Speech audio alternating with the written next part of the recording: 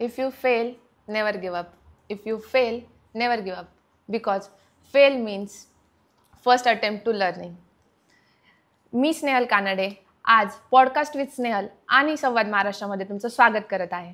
Good morning to all of you. तर आज आपण अशा व्यक्तिमत्वाला भेटणार आहोत ज्यांनी अहमदनगर जिल्हा मराठा विद्याप्रसारक समाज या संस्थेचे Shri Chhatrapati Shivaji Maharaj college of engineering यामध्ये त्यांचा मोलाचा वाटा आहे. यशस्वी व्यक्ती मात्र सगळ्यांच्या पडद्यावर झळकते, पण यशस्वी व्यक्ती मागील खडतर प्रवास हा पडद्यामागेच राहून जातो. ज्ञानाची ज्योत उजवण्यासाठी खूप कष्ट आहेत. ज्योत कधी विझत नाही, प्रकाश कधी मिटत नाही. ज्योत कधी विझत नाही, प्रकाश कधी मिटत नाही. तर हा खडतर प्रवास डोंगर चढून जाण्या इतका मोठा असू दे किंवा हा खडतर प्रवास पुस्तकाचे पाने पलटण्या इतका सोपा असू दे, प्रवास हा प्रवास असतो. तुझा माझा असा काही नसतो. प्रवास हा यशाच्या मार्गावरचा दुवा असतो. तर अशाच या व्यक्तिमत्वाचा सुंदर असा प्रवास आपण जाणून घेणार आहोत. आज आपण भेटत आहोत डॉक्टर वायर Kharde, principal of Shri Chhatrapati Shivaji Maharaj college of engineering. Good morning sir. Good morning madam. नमस्कार मित्रांनो. आज श्री छत्रपती शिवाजी महाराज अभियांत्रिकी महाविद्यालयाच्या वतीनं मी खूप खूप स्वागत करतो आणि आपल्याला धन्यवाद देतो. सर, तुमच्यासारखं व्यक्तिमत्व आम्हाला आज पॉडकास्टसाठी लाभलं आहे, त्याबद्दल खरंच खूप अभिमान वाटत आहे आणि खूप धन्यवाद. थँक्यू. सर, तुम्ही आज एका अभियांत्रिकी महाविद्यालयाचे प्राचार्य आहात. तर तुमचा कसा होता हा खडतर प्रवास विद्यार्थी स्वरूपातून PhD डॉक्टरेट डिग्रीपर्यंतचा, तुम्ही काय सांगाल? सर्वात प्रथम संपूर्ण महाराष्ट्राचं आराध्य दैवत श्री छत्रपती शिवाजी महाराज यांना मी मानाचा मुजरा करतो आणि खरोखर मी स्वतःला आज भाग्यवान समजतो की मला या संस्थेमध्ये माझं जे काही योगदान आहे ते देण्याची एक संधी मिळाली. त्यासाठी मी सर्व आदरणीय मॅनेजमेंट, अहमदनगर जिल्हा मराठा विद्याप्रसारक समाज, कार्यकारी सदस्य या सर्वांचं मनापासून मी आभार मानतो. आणि आज मला या ठिकाणी बोलण्याची संधी मिळते आहे त्याबद्दल आपल्या सर्वांचे, संपूर्ण टीमचेही मी आभार मानतो आणि आपणाला धन्यवाद देतो. आपण मला खूप म्हणजे पहिलाच प्रश्न आणि खूप सुंदर असा विचारला की आपला प्रवास कसा राहिला. मला सांगायला खूप आनंद होतो की मी खरं तर मराठी मीडियमचा विद्यार्थी आहे. 10वीपर्यंत माझं शिक्षण हे मराठी मीडियमलाच झालं. नंतर 11वी-12वी रयत शिक्षण संस्थेमध्ये, जी कर्मवीर अण्णांनी उभी केलेली संस्था आहे, त्या संस्थेमध्ये मला शिक्षणाची संधी मिळाली. मी प्रवरानगरला 11वी आणि 12वी सायन्स या ज्युनियर कॉलेजमध्ये शिकलो आणि त्याच्यानंतर मला अभियांत्रिकी महाविद्यालयामध्ये शिक्षणाची संधी मिळाली, जे प्रवरा रूरल इंजिनिअरिंग कॉलेज लोणी या ठिकाणी आहे. त्या ठिकाणी मला प्रवेश मिळाला 1988 साली. आणि त्यानंतर ते 4 वर्षानंतर मला इमिडिएटली त्या ठिकाणीच पुन्हा जे सेवा देण्याची संधी मिळाली. त्या ठिकाणच्या असलेल्या आदरणीय मॅनेजमेंटच्या आशीर्वादानं आणि माझा हा म्हणजे सेवा देण्याचा कार्यकाळ हा 1992 पासून सुरू झाला. आणि त्या सेवेत असतानाच आमच्याच महाविद्यालयामध्ये मास्टर ग्रॅज्युएशन म्हणजे PG आपण ज्याला म्हणतो, ME डिझाईन इंजिनिअरिंगमध्ये मला प्रवेश मिळाला. मी ती कंप्लीट केली आणि त्याच्यानंतर माझं प्रमोशन झालं. नंतर 2007 साली मला NIT वारंगळ, की जी नॅशनल इम्पॉर्टन्स इन्स्टिट्यूट आहे सेंट्रल गव्हर्नमेंटची, त्या ठिकाणी माझं सिलेक्शन झालं PhDसाठी. 2007 ते 2011 हा कार्यकाळ त्या ठिकाणी मी रिसर्चचं काम केलं आणि त्याच्यानंतर PhD मला अवॉर्ड झाली. 5 जुलै 2011 साली मला PhD माझा डिफेन्स झाला आणि मला PhD अवॉर्ड झाली.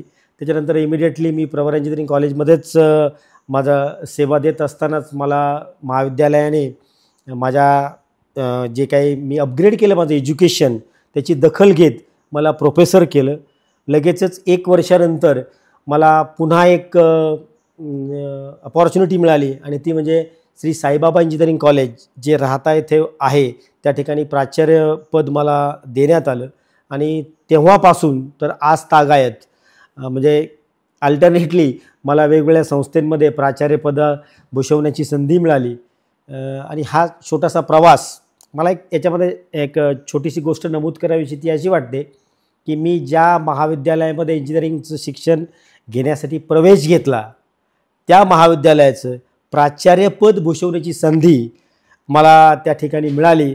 तर हे अर्थातच सर्व जे काही माझे कष्ट असतील, माझ्या सभोवतालचा जो समाज आहे, त्यांचे मला जे काही आशीर्वाद मिळाले त्याचंच हे देण असावं असं मी मनोमन मानतो आणि मी त्या सर्वांचे खरोखर धन्यवाद देतो. खरंच तुमचा प्रवास सर ऐकून खूप छान वाटतंय आणि म्हणजे आमच्या युगातील स्टुडंटसाठी खरंच हे खूप प्रेरणादायी ठरलं आहे. सर तुम्ही म्हणजे एवढं शिक्षण घेतलं, डिग्री घेतली, ही गोष्ट तर खूप अभिमानास्पद आहे की तुम्ही ज्या संस्थेमध्ये शिक्षण घेतलं त्यानंतर तुम्ही आज त्याच संस्थेमध्ये प्राचार्यपद घोषवित आहात. तर ह्या सगळ्या अनुभवामध्ये तुम्हाला ही ज्ञानाची ज्योत तुमच्यामध्ये कुणी पेटवली किंवा तुम्ही ती ज्योत कशी स्वतःमध्ये निर्माण केली? म्हणजे हा इंजिनिअरिंग आणि अभियांत्रिकीचं जे काही माझं टार्गेट होतं त्याची सुरुवात खरं तर मी ज्यावेळेस 8वीला होतो, 8व्या इयत्तेमध्ये होतो, रयत शिक्षण संस्थेमध्ये शिकत होतो आणि त्यावेळेस नव्यानंच टेक्निकल कोर्सेस हे त्या म्हणजे शाळेंमध्ये सुरू झालेले होते आणि माझ्या वडिलांनी मला एकदा सांगितलं की अशा प्रकारचे टेक्निकल कोर्सेस या ठिकाणी चालू झालेले आहेत आणि ते 8वीपासूनच प्रवेश देतात त्या ठिकाणी. आणि ती म्हणजे ज्योत जी अभियांत्रिकीच्या शिक्षणाबद्दलची जी काही आवड मला निर्माण झाली त्याचा खरंच मोलाचा वाटा हा माझ्या वडिलांनाच मी त्याचं श्रेय देईल. कारण त्यांनीच मला ते इनिशिएटिव्ह किंवा मोटिवेट केलं की 8वीपासूनच त्या टेक्निकलचा कोर्स चालू झालेला आहे, तू त्या ठिकाणी प्रवेश घे. मी खरं तर कोल्हारमध्ये रयतमध्ये शिक्षण घेत होतो आणि मी प्रवेश टेक्निकलसाठी जे प्रवरानगरला रयतचंच कॉलेज आहे, शाळा आहे, त्या ठिकाणी मी प्रवेश घेतला. नंतर मी 8वी 9वी 10वी 11वी 12वी संपूर्ण माझे 5ही वर्ष मी टेक्निकलचाच अभ्यास करत होतो along with my regular academics. आणि त्याच्यामुळं पहिल्यापासून म्हणजे असं म्हणता येईल की बुवा 8वीपासूनच माझं टार्गेट फिक्स झालेलं होतं. By the motivation of my father it was rightly fix. आणि त्याच्यानंतर मला इंजिनिअरिंगच करायचं हे असल्यामुळं मी त्याच दिशेने पळत होतो आणि योगायोगाने प्रवरा अभियांत्रिकी महाविद्यालयामध्ये जे लोणीमध्ये आहे त्या ठिकाणी मला 1988 साली मेकॅनिकल इंजिनिअरिंग या विषयाचं शिक्षण घेण्याची संधी मिळाली. 4 वर्षात ते माझा डिग्री कोर्स कंप्लीट झाला आणि त्याच्यानंतर मी अशा प्रकारचं अपग्रेडेशन ऑफ नॉलेज म्हणा किंवा डिग्रीज म्हणा या कंटिन्युअसली घेत राहतं. आणि असं म्हटलं जातं की माणूस आयुष्यभर विद्यार्थीच राहतो. कारण का तर तो आयुष्यभर नवीन नवीन गोष्टी या नेहमी शिकत असतो. त्याचं शिक्षण हे कधीच बंद होत नाही. आयुष्याच्या शेवटच्या क्षणापर्यंत तो काही ना काही गोष्टी या समाजामधून पुस्तकी रूपाच्या माध्यमातून किंवा जे काही अवेलेबल रिसोर्सेस आहे त्याच्या माध्यमातून तो नेहमी हे घेतच असतो. सर मग तुम्ही आता आम्हाला सांगितलं की तुम्ही शैक्षणिक जे शिक्षण घेत होते की आपण 8वी 9वी 10वी जे घेतो त्यासोबत तुम्ही अजूनही जे तुमचं टेकचं शिक्षण होतं ते तुम्ही घेत होते. तर यामध्ये तुम्हाला अशा काय अडचणी आल्या की ज्यामुळे तुम्ही त्याच्यावर मात करून आज ह्या ठिकाणी आहात की एवढं शिक्षण सगळं घेतलं आहे? शिक्षण घेत असताना म्हणजे प्रामाणिकपणे सांगायचं झालं तर मला तशी अडचण कुठलीच आलेली नाही. म्हणजे ना पुस्तकांची अडचण आली, कारण त्यावेळेची फीज म्हणा किंवा जे काही अवेलेबिलिटी ऑफ द रिसोर्सेस होते, पुस्तकांचं जे काय होतं, जे काही मार्गदर्शन शिक्षकांचं मिळायचं ते कायमच आम्हाला त्या काळातही मिळत राहिलं. त्याच्यामुळं त्या बाबतीतली अडचण तर कधीच आली नाही. परंतु शिक्षण घेत असताना ज्यावेळेस मी फायनल इयरला होतो, आम्ही फायनल इयर मेकॅनिकलचा एक प्रोजेक्ट करत होतो आणि त्यावेळेस ते स्वतःच करावं लागायचं सगळं. महाविद्यालयामध्ये शिक्षकांच्या उपस्थितीमध्ये जी काही तुमची आयडिया असेल ती तुम्हाला डेव्हलप करावी लागायची. ते शिक्षकांचं तुम्हाला मार्गदर्शन घ्यावं लागायचं आणि त्या पद्धतीनं ते प्रोजेक्ट हा डेव्हलप करावा लागत होतं. तर माझा प्रोजेक्ट असा होता की semi automatic bottle washing machine. आता ही 1988 सालची गोष्ट मी तुम्हाला सांगतो आहे. तर आम्ही सगळा तो प्रोजेक्ट डिझाईन केला, डेव्हलप केला, फॅब्रिकेट केला. परंतु ऐनवेळेस आम्हाला असा प्रॉब्लेम झाला की बाबा रोटेटिंग ब्रशेस आणि त्याचबरोबर सायमल्टेनियसली त्या ब्रशमधून जे काही लिक्विड किंवा डिटर्जंट आहे तेही ते आलं पाहिजेत त्या ब्रशेसमधूनच इटसेल्फ. तर ते आम्ही बऱ्याच ठिकाणी चौकशी केली, विचारलं की बा आम्हाला त्या म्हणजे जे ब्रिसल्स असतील त्या ब्रशवर आणि त्या ब्रशमधूनच पाणी पण सायमल्टेनियसली येईल, म्हणजे तो रोटेट होईल, पाणी पण त्याच्यातून येईल आणि ती जी काही बॉटल आहे किंवा जी काही गोष्ट असेल ती धुतली जाईल किंवा ती स्वच्छ केली जाईल. तर त्या इतक्या अडचणी आल्या म्हणजे अक्षरशः त्याचं सोल्युशन कसं मिळायचं याच्यासाठी आमचे 10-15 दिवस गेले. शेवटी आम्हीच असाच विचार करत बसलेला असताना म्हणजे आपली बायसिकल असते, बायसिकलची जी की जुनी बायसिकल मी म्हणेल की त्याच्यामध्ये जे काही फ्रंट ब्रेक अरेंजमेंट किंवा सिस्टम असतो, जो काही लिंकेज मेकॅनिझम असतो, त्याच्यामध्ये एक हॉलो ट्यूब असते छोटी, छोट्या डायमीटरची एक हॉलो ट्यूब असते. ती साधारणतः एक 10 ते 15 सेंटीमीटर असते. आम्ही असा विचार केला तर ती ट्यूब जर आपण डायरेक्ट वापरली आणि तिला जर समजा ब्रिजिंग केलं, कारण ती स्टीलची असते, तिला बिल्डिंग होणार नाही, मग ती आम्ही ब्रिजिंग वगैरे केलं, तिला छोटे छोटे छिद्र पाडले, त्याच्यामध्ये ते जे काही आपले सॉफ्ट ब्रशेल्स असतात, म्हणजे ब्रश आपण म्हणतो, ब्रशचे फायबर्स जे असतात त्याच्यात ते फिट केले. नंतर ते शापला ते कनेक्ट केलं, त्याच्यामुळं त्या असं झालं की तो फिरलं पण, ते ब्रिसेल्स पण त्याला लागले आणि पाणी पण आलं. म्हणजे अशा प्रकारे ती जी काही टेक्निकल बाब होती खरं ती अडचणही म्हणता येणार नाही, कारण ती एक संधी मिळाली आम्हाला की बा कुठल्याही अडचणीवर मात कशी करायची. आणि खरोखर आमच्या शिक्षकाने आम्हाला हे शिकवलं की अडचणी ह्या तुम्ही अजिबात मानायच्याच नसतात कधी, त्या तुम्ही सॉल्व करायच्या असतात. That is also one type of in education. Even though for that you may not get any degree or certificate, but overcoming the obstacles, overcoming the problems is also one type of education. And every student is supposed to learn, supposed to get information, or supposed to tackle all the problems during his tenure as a student. असं मला तरी प्रामाणिकपणे वाटतं. म्हणजे अडचण ही नसतेच खरं तर, ती आपण क्रिएट केलेली गोष्ट आहे आणि ती एक मानसिकता आहे असं मला असं वाटतं. प्रत्येक गोष्टीला सोल्युशन आहे. जगामध्ये असं कुठलीच बाब नाही आहे असं माझं प्रामाणिक मत आहे. आज मी एवढा एक्सपिरियन्स नाही या ठिकाणी, म्हणजे आज मी कॉन्फिडेंटली बोलू शकतो की अशी जगामध्ये कुठलीच गोष्ट नाही आहे की तिला सोल्युशनच नाही आहे. ठीक आहे, तुम्ही सोल्युशन ते अडॉप्ट केलं, कदाचित तुम्हाला ते फेल्युअर होईल. आणि तुम्ही फार सुंदर अशी ह्या कार्यक्रमाची सुरुवात जी केली की failure even if comes never give up, तर this is to be remember and always to be kept in mind. This sentence itself will motivate to you to find out the best solution. तसं सरांनी सांगितलं की प्रत्येक प्रॉब्लेमवर solution आहे, आणि sir solution आहे तर यश कोणी थांबवू शकत नाही असं मला वाटतं, हे माझं प्रामाणिक मत आहे. मग सर तुम्ही आज हे प्राचार्यपद भूषवत आहात, ते तुम्हाला आउटस्टँडिंग इंजिनियरचा अवॉर्ड आहे, तुमच्या नावाने रिसर्च आहे, पेटंट आहे. सर तुम्हाला हे जे घवघवीत यश तुम्ही जे संपादन केलेलं आहे, या यशानंतर तुम्ही हे यश कसं टिकवलं आणि कसं तुम्ही या यशाला लोकांपर्यंत पोहोचवलं? कारण यश हा तुमच्या कष्टाचा अल्टिमेट रिझल्ट असतो आणि ते यश म्हणजे आपण फायनल डेस्टिनेशन असंही म्हणायला नाही पाहिजेत. यश हे एक कंटिन्युइंग प्रोसेस आहे असं माझं मत आहे. आज ह्या मितीला मला ते मिळालं आहे, म्हणजे मी काही फायनल डेस्टिनेशन अचीव केलं असं मी स्वतःला मानत नाही आहे. माझी ती काही एक्सलन्सी आहे असंही मी मानत नाही आहे. कदाचित ते पार्शल डेव्हलपमेंट असं मी त्या गोष्टीला म्हणजे मानू शकतो. तर पहिल्यापासून कष्ट करण्याची सवय आम्हाला आमच्या गुरुजनांनी लावलेली आहे, आमच्या आईवडिलांनी तेच आम्हाला शिकवलं. बेसिकली मी तर शेतकरी कुटुंबातला माणूस आहे, त्यामुळे आम्हाला माहिती आहे की कष्टाशिवाय पर्याय नाही आहे. जसं शेतीमध्ये कष्ट करतो शेतकरी आणि त्याचं आउटपुट त्याला हे नेहमी मिळत असतं, तसंच शिक्षणामध्ये सुद्धा किंवा कुठल्याही प्रोफेशनमध्ये सुद्धा कष्टाला अजिबात पर्याय नाही किंवा त्याला सबस्टिट्यूटसुद्धा काही असू शकत नाही. मला असं वाटतं की आमचं डेडिकेशन, सिन्सिअरिटी, पंक्च्युअलिटी किंवा जे काही हार्डवर्क करण्याची जी काही एक ॲबिलिटी होती आमच्याकडं, त्या सगळ्या गोष्टी आम्हाला इथपर्यंत ह्या घेऊन आलेल्या आहेत. मला रिसेंटली 2022मध्ये इन्स्टिट्यूट ऑफ इंजिनियर्स अहिल्यानगर यांनी बेस्ट आउटस्टँडिंग इंजिनियर्स अवॉर्ड हे दिलेलं आहे.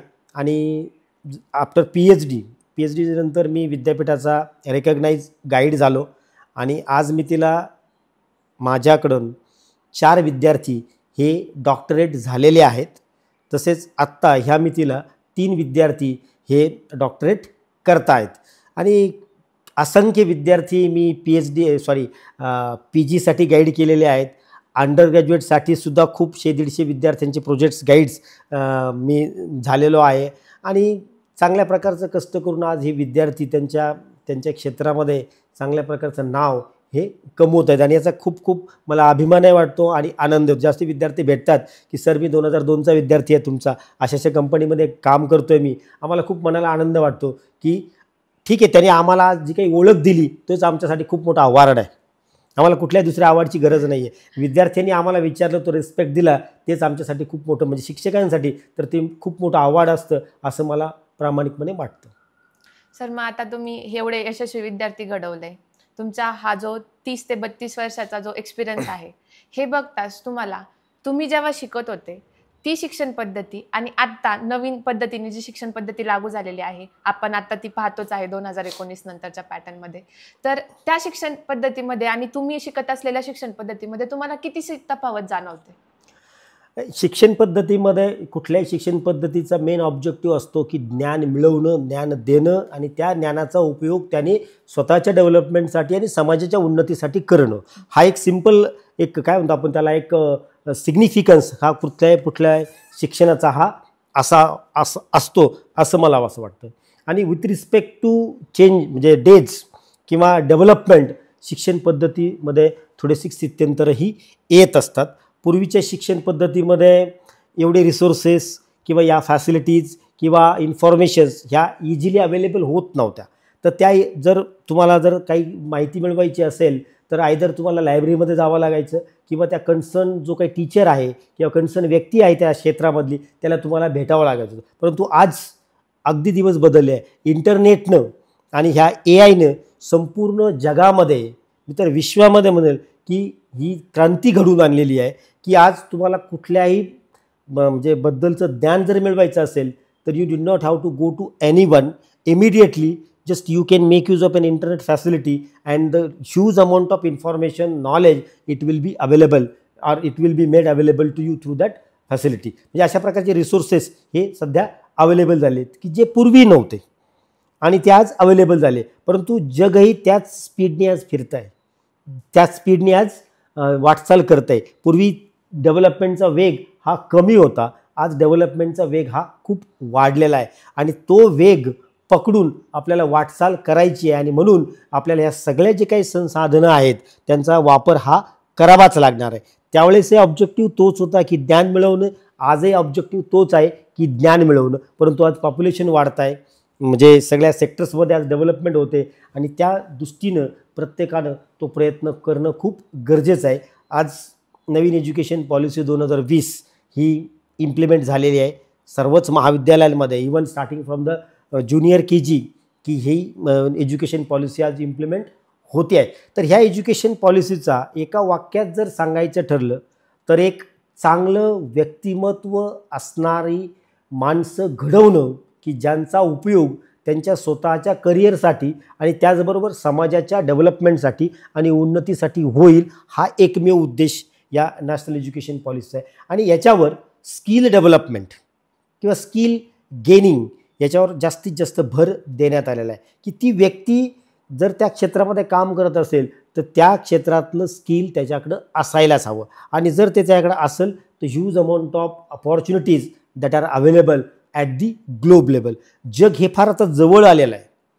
जगाची एवढी डेव्हलपमेंट, एवढे रेव्होल्युशन घडत आहेत, एवढे रेव्होल्युशन झालेले आहेत की जग फार आता जवळ आलेलं आहे. म्हणजे आज आपल्याला असं वाटलं की एखाद्या कंट्रीजनी एखादी टेक्नॉलॉजी जर डेव्हलप केली तर त्या टेक्नॉलॉजीचा उपयोग इमिडिएटली आपण सुद्धा आज मितीला हा घेऊ शकतो. इथपर्यंत डेव्हलपमेंट ही सगळ्याच क्षेत्रामध्ये आज असं कुठलं क्षेत्र राहिलेलं नाही आहे की त्या ठिकाणी कम्प्युटरचा वापर होत नाही आहे आणि ती माहिती ही त्रोटक आहे. ते संपूर्ण आणि huge amount of development in almost in every field that is going on because of the interaction of the peoples at the globe level and that opportunity it has been provided by this कम्प्युटरायझेशन.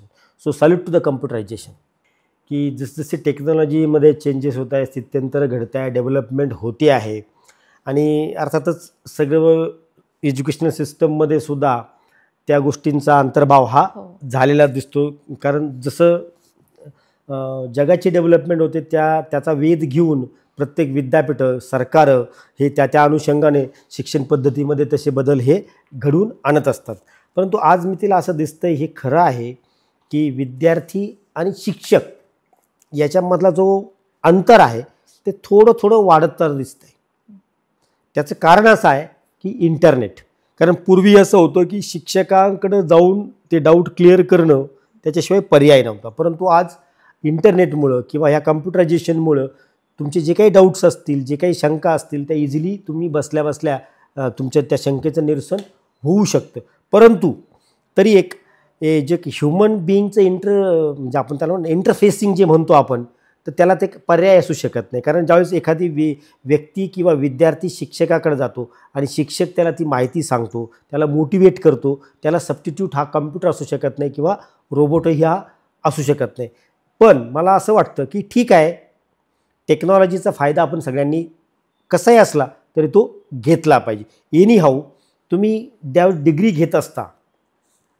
घेत असताना तुम्ही जास्तीत जास्त पुस्तकं वाचले पाहिजेत. समजा तुम्हाला लायब्ररीमध्ये जाणं अवघड वाटते किंवा ते शक्य होत नाही, आज इंटरनेटच्या माध्यमातून सर्व काही रिसोर्सेस, टेक्स्टबुक आहेत, रेफरन्स बुक्स आहेत, ते सगळे अवेलेबल आहेत. तर रिलेटेड इन्फॉर्मेशन्स तुम्ही कलेक्ट करून त्याच्या नोट्स तयार करून किंवा ते इन्फॉर्मेशन तुम्ही ही रीड आऊट केली पाहिजेत. तुमचं नॉलेज हे तुम्ही म्हणजे इम्प्रूव्ह केलं पाहिजेत. आणि सगळ्यात महत्त्वाचा भाग असा आहे की फक्त डिग्री ही आजकाल सफिशियंट नाही आहे to get a good placement or to get recruited in any enterprises. Along with that, engineering student at least should have additional skills. At least he or she must have undergone through a certificate course of minimum 3 months or 6 months, which will prove that yes, the candidate is having a knowledge of that particular field. Definitely the company will feel that yes, the candidate is the right candidate for our company. Because see, one thing, it's a simple logic. एखादी company जर तुम्हाला 5 लाखाचं package offer करणार असेल तर definitely the company is going to extract a benefit of more than 10 lakh. तेव्हा आपण जर ते देऊ शकत असू, आणि आपण ते कधी देऊ शकू, जर आपल्याकडे काही नॉलेज असेल तर.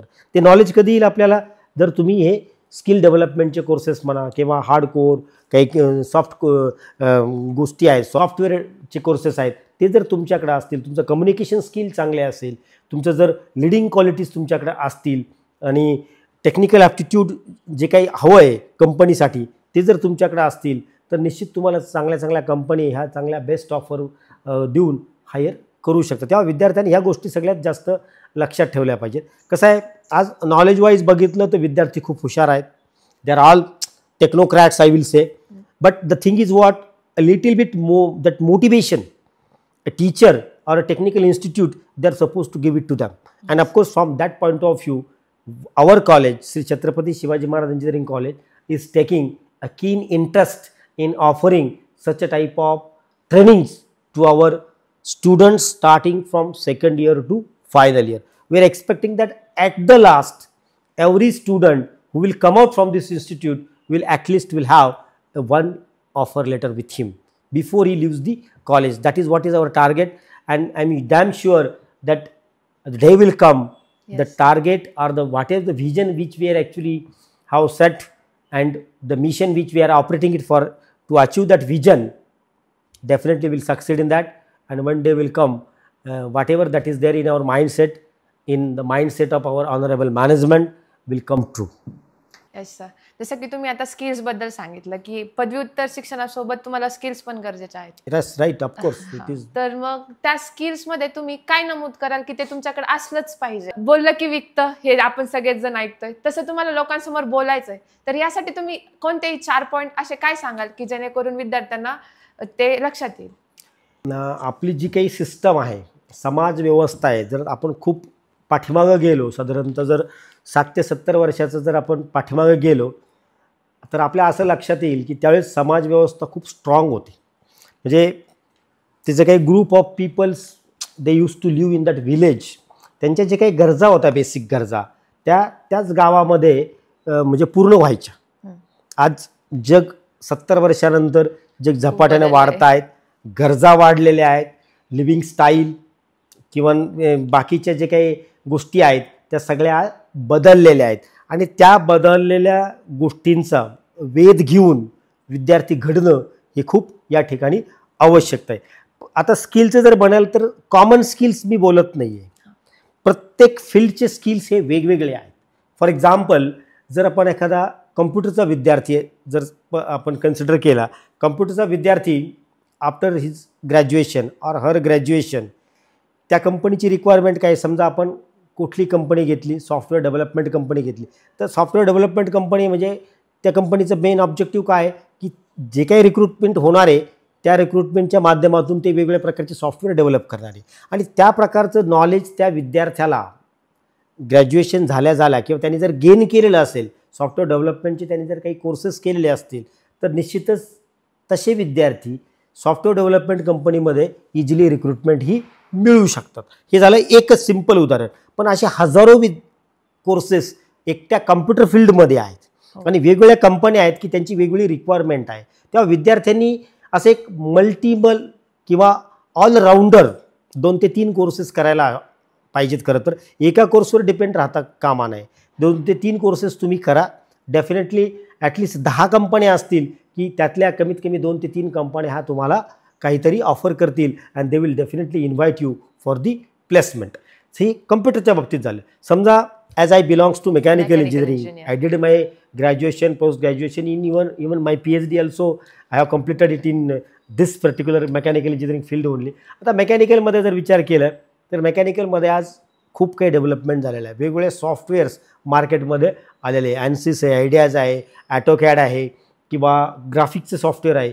जर तुम्ही त्या सॉफ्टवेअर शिकलात, 6 महिन्याचा कोर्स केला, ते सॉफ्टवेअर डिझाईन सॉफ्टवेअर आहे आज. आता जर इलेक्ट्रिकल व्हेकल्स किंवा ऑटोमोबाईल इंडस्ट्रीज बघितली आपण तर त्याच्यामध्ये खूप आज ग्रोथ किंवा डेव्हलपमेंट होते आहे.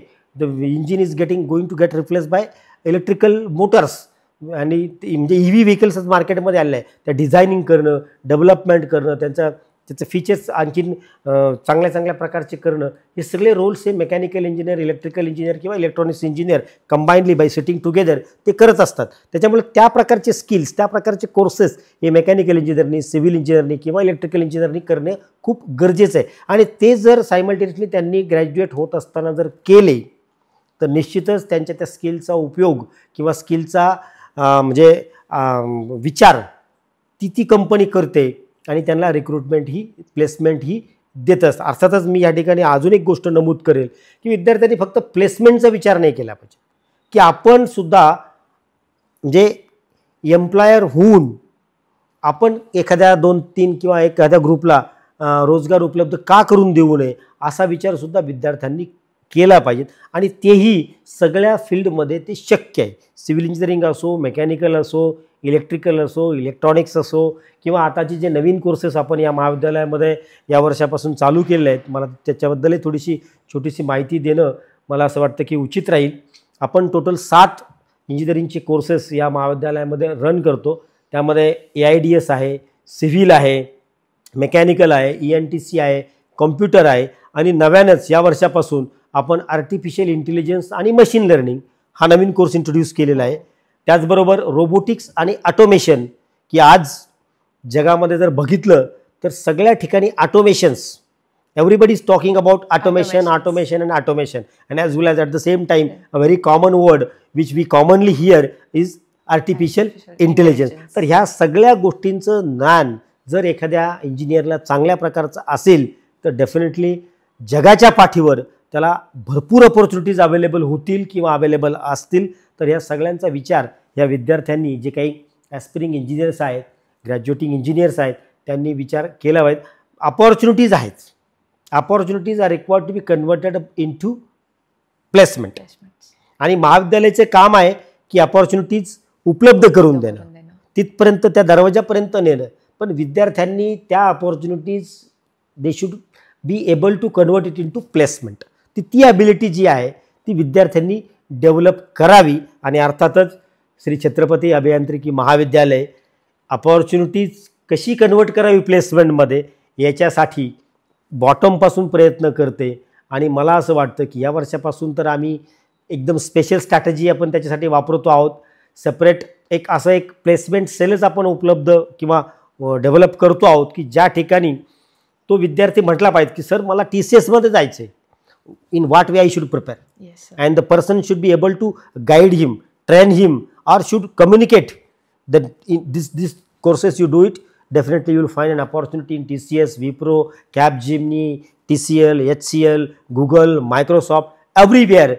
What are that basic requirements, and accordingly why our students should not prepare accordingly and should not get placed into those multiple MNCs. तर त्या प्रकारचा एक प्रयत्न आमच्या मनामध्ये आहे. आणि अर्थातच विद्यार्थ्यांचं जर सहकार्य मिळालं, विद्यार्थ्यांनी जर सपोर्ट केला for going for that particular training, तर मला असं वाटतं की आपण असं मल्टिपल अपॉर्च्युनिटीज विद्यार्थ्यांसाठी निश्चित उपलब्ध करून देऊ. की विद्यार्थ्यांचा ग्रुप आला पाहिजे, सर मला TCSमध्येच जायचं, this is what is my target. Now you start preparing from the 3rd year itself. What are the basic requirements of TCS? How TCS is conducting an interview? What will be their final round of an interview? What generally questions that gets asked in an interview. तर अशा प्रकारचं training आपण महाविद्यालयामध्ये देण्याचा सातत्याने म्हणजे मागच्यावर याच्यापासून प्रयत्न करतो आहोत. त्याच्यामध्ये आपण आता थोडीशी डेव्हलपमेंट करतो आहोत आणि पॉझिटिव्हली त्या विद्यार्थ्याला कशा प्रकारे आपल्याकडून 100% इन्फॉर्मेशन जाईल आणि तो त्याचं करिअर कसं चांगल्या प्रकारे करू शकेल आणि ते of course there will be a track record will be kept from our side. विद्यार्थी आला होता and what is is final, Yes, sir. whether he has reached to that destination or not, the track record also will be maintained at the college level and of course at the TPO center, and of course that is what is the same wish of our management also.